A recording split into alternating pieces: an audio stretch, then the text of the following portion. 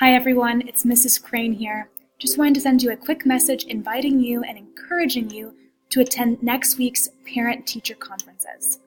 These will be held on Wednesday afternoon from 4:30 until 8:30 p.m.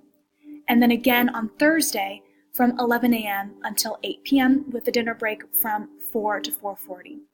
Please plan on attending and feel free to bring your child if they're available. I'd love to sit down with you, talk about the progress and the achievements they've gained this school year, in addition to maybe some things that we can work on to improve as we finish the semester strong.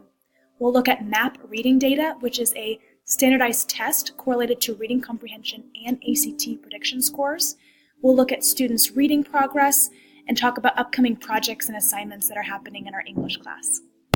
I look forward to seeing those who can make it, but if for some reason you're unable to attend, send me a quick email and we'll arrange a phone conference, or we can communicate via email. You can reach me at 913-780-7180 or send me an email at adcrane@alethaschools.org. Thanks for watching.